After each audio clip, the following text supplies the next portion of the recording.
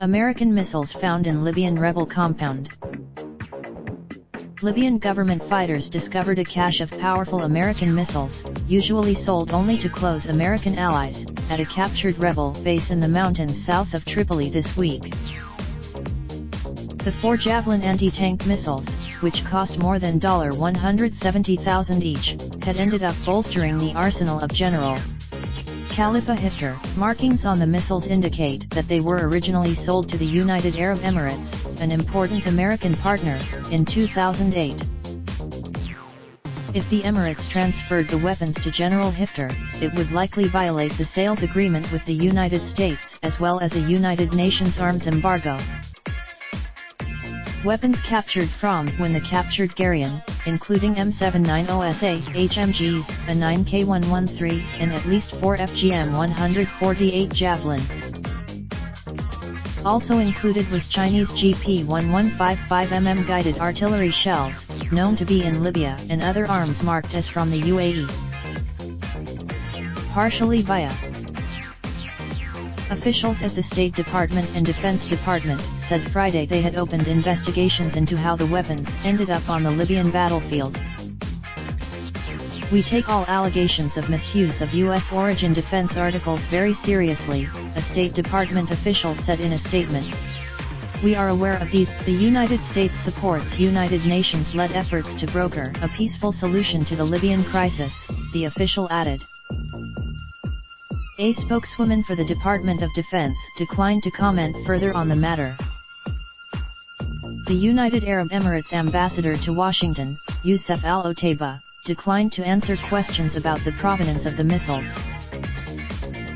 The missiles were discovered after forces loyal to the United Nations-backed National Unity Government carried out a successful surprise attack Wednesday on Guryan, a mountain redoubt 40 miles south of Tripoli.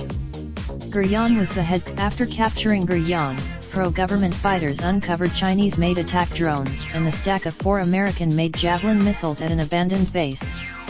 Known in the military, markings on the missile crates identify their joint manufacturer, the arms giants Raytheon and Lockheed Martin, and a contract number that corresponds with a $115 million order for Javelin missiles that was placed by the United Arab Emirates and Oman in 2008.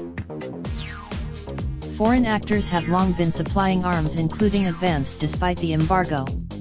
But these were usual. Reminder of Pantsir S1/SA-22 Greyhound was just also introduced.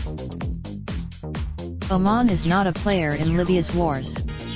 But the United Arab Emirati warplanes carried out airstrikes in 2017 that helped General Haftar win control of Benghazi, after years of battle against Islamist militias that leveled entire swaths of the eastern city. When General Haftar started his assault on Tripoli on April 4, in the face of much international opposition, the Emiratis continued to support him.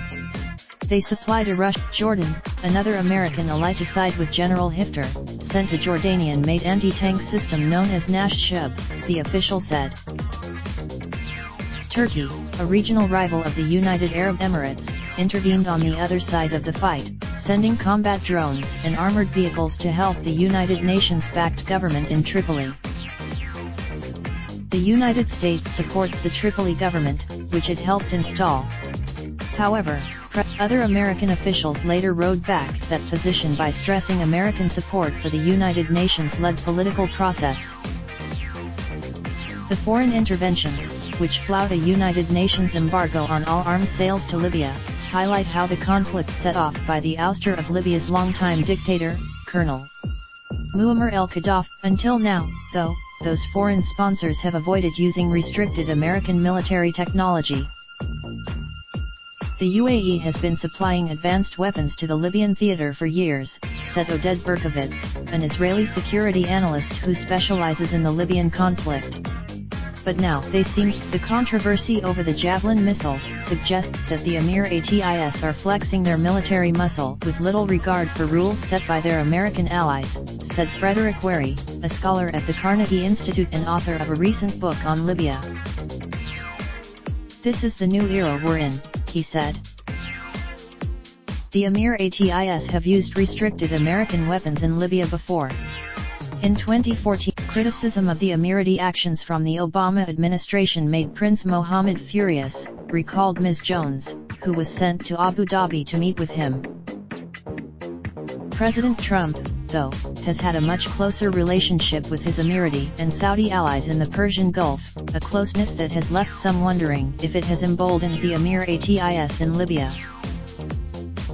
When the Emiratis bombed Tripoli in 2014, there was alarm in the Pentagon in an effort to warn them off, Mr. Wary said.